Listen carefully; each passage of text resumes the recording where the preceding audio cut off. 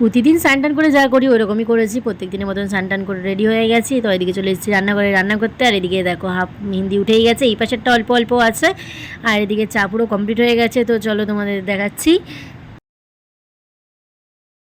চাটা হয়ে যাওয়ার পর এখন বসে বসে এদিকে চা খেতে। তার আগে এখানে নিয়ে নিয়েছি হচ্ছে বিস্কুটের কৌটোটা। তো চা এদিকে একটা শাশুড়ের একটা আমার, বাদ বাকি সবাই এখনো ঘুমাচ্ছে, এখনো চা খাওয়ার টাইম হয়নি।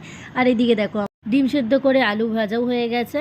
তো এর মধ্যে এখন নুন হলুদটা একটু দিতে লাগবে, কারণ ওটা দেওয়া হয়নি। হলুদটা আগে দিয়ে দিয়েছিলাম, কিন্তু নুনটা দেওয়া হয়নি। আর ক্যামেরাটা আমি অন করতে পারিনি, কারণ একটু তাড়াহুড়ো আছে, এক জায়গায় নিমন্ত্রণ আছে। এক জায়গায় বলতে আমার ননদের ছেলের জন্মদিন, তো সেখানেই যাওয়া হবে। তো টিফিনটা বাড়িতেই খাওয়া হবে। মা চলে গেছে ওখানে, কারণ ওখানে কাটাকুটি রান্নাবান্না অনেক ব্যাপার আছে, ওটা মাই করবে। তো এদিকে বাড়িতে সকালে টিফিনের জন্য আমি রান্নাটা করে নিচ্ছি, আমি আর আমার শ্বশুর খাবো বলে। আর বর কাজে যাবে, বরে কিন্তু ছুটি নেই, বরকে কাজে যেতেই হবে। আর বর আজকে বলেই দিচ্ছে যে খাবার নিয়ে যাবে না, তো দুপুরে এসে খাবে। তো সেই জন্য বরের জন্য আর করা হচ্ছে না, অল্প করে আমার আর আমার শ্বশুরের মতন করেই রান্না করা হচ্ছে। আর এই যে কী করেছি নিজেই বুঝতে পারিনি। আমি মশলাটাকে এখানে কেটে কুটে রেখে দিয়েছিলাম, টমেটো পেঁয়াজ টিয়াজ, কিন্তু পেস্ট করতেই ভুলে গেছি। যখন ঢাকনা খুলে দেখলাম পেস্ট করেনি। তো সের জন্য এবার টেস্ট করতে গেছিলাম। আর এদিকে মশলাটাকে দিয়ে দিচ্ছি, একেবারেই কষিয়ে নেবো। তো চলো দেখতে থাকো। আজকে ভাবলাম একটু লঙ্কা গুঁড়ো দিয়েই দিই, কারণ আজকে আমার শাশুড়িও খাবে না, আমার বড়ও খাবে না। তো সেটা কোনো ঝামেলা নেই, কারণ আমার শ্বশুরও ঝাল খায়, আমিও ঝাল খেতে ভালোইবাসি। তো জন্য একটুখানি লঙ্কা গুঁড়ো দিচ্ছি, কারণ বেশি ঝাল লঙ্কা গুঁড়ো আমি খেতে পারি না। কাঁচা লঙ্কা খেতে পারি, কিন্তু শুকনো লঙ্কা খেতে খুবই অসুবিধা হয়। আর এইদিকে এখন একটু দিয়ে দিচ্ছি হচ্ছে কাশ্মীরি লঙ্কার গুঁড়ো। তো মশলাটা কষাচ্ছি, চলো তোমাদের একবার ব্যাক ক্যামেরায় দেখাচ্ছি।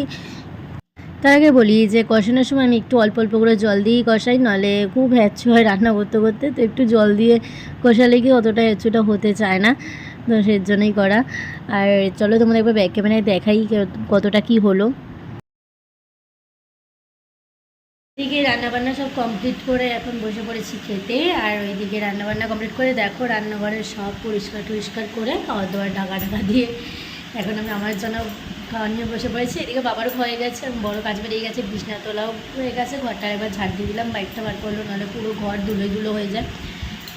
আর এদিকে বাসনগুলো বাইরে পার করতে হবে, নিই, তারপর ওগুলো একবারে সব কটা বাসন মাজবো। একবার করে মাজতে অসুবিধা হয়, তাই ভাবলাম একবারে মেজি একেবারে খেয়ে নিই, তারপর।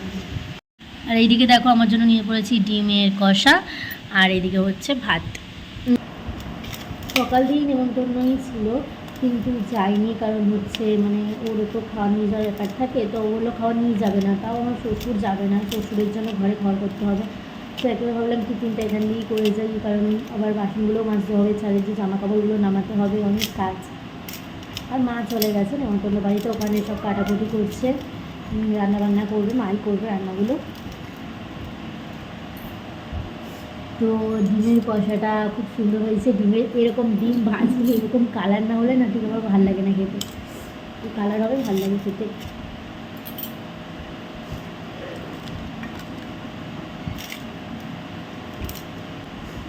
আর খুবই ভালো সবথেকে বড় দিকে দেখা হচ্ছে কষা আলু সেদ্ধ না হলেও কাঁচা থাকলেও কামড়ে কামড়ে খেতে ভালো লাগে, খুব একটা শক্ত নেই। চলো খেয়ে নিই, খেয়ে দিয়ে বাসন টাসন মেজে একবার রেডি হবো যখন, তখন দেখা। এদিকে মুখে প্যাক মেখে রেডি হয়ে গেছি। মুখে প্যাক মেখে রেডি হয়নি, মানে মুখে প্যাকটা মেখে নিয়েছি, এবার মুখ টুক ধোবো, ধুয়ে টুয়ে এসে রেডি হব। তো ফোনটা তেমন একটা চার্জ নেই, তাই ফোনটা চার্জে দেবো বলে তাই চার্জারটা দিলাম, চার্জে বসাবো। চলো শাড়ি টাড়ি পরে মুখ টুক ধুয়ে দেখা হচ্ছে। সো গাইজ দেখো এদিকে আমি রেডি হয়ে গেছি। তো অনেকে ভাবছে সাজিনি কেন, তো আমার ভালো লাগে না অত সাজতে সবসময়। এমনি কোনো জায়গায় গেলাম অনুষ্ঠান বাড়ি, খুব একদম ঝাঁকানাক অনুষ্ঠান, তো তখন বললাম ড্রাইভারটা দাদা। আর এদিকে দেখো আমাদের পার্থ করে আমার কোলে চলে এসছে। ও আমার কোলে আসে, মানে অনেক ননদের ছিল আমার কোলে আসে, কিন্তু আমার কাকি শাশুড়ি নিয়ে আমার কাছে একদমই আসে না। আর এইদিকে দেখো ওকে এখন রেডি করানো হচ্ছে, ফটো টটো তোলা হবে বলে। দেখো ফটো তুলতে দাঁড়িয়ে গিয়ে কি জ্ঞান জ্ঞান করে কাঁদছে। আর এদিকে টিভি চালিয়ে ওকে ইয়ে করা হচ্ছে, ফটো তুলতে বলে রেডি করা হচ্ছে। আর এদিকে দু সাইডে দুটো ক্যামেরাম্যান বসে আছে, আমার দুটোই আমার ননদ হয়। ফটো তোলার পর এখন বসা হয়েছে আশীর্বাদ করতে। তো আমি আশীর্বাদটা করে নিচ্ছি এখন। তো আশীর্বাদ করা হয়ে গেলে তারপর বাইরে কেক কাটা হবে। তো চলো কেকটা কাটার সময় তোমাদের সঙ্গে দেখা হচ্ছে।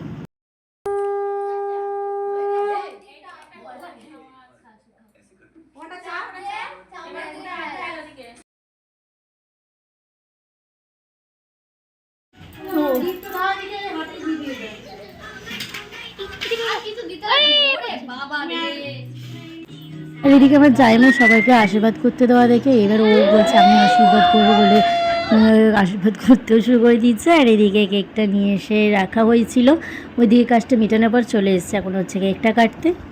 কেকটা কাটা হয়ে গেছে বলে পুরো সবগুলো এখন পিস পিস করে এখন সবাইকে ভাগ করে দেওয়া হচ্ছে। এরা তিনজনই আমার ননদ। আর এদিকে দেখো ভাগ করে দেওয়ার পর সবাইকে দিতে দিতে এদিকে দেখি আবার ঘরে গিয়ে যে ওইদিকে খেতে বসানো হয়ে গেছে, তো এর জন্য ফটাফট চলে গেছি হচ্ছে এটা দেখাতে তোমাদের। তো কী কী আইটেম করেছে দেখো, এটা ওর জন্য করা হয়েছে।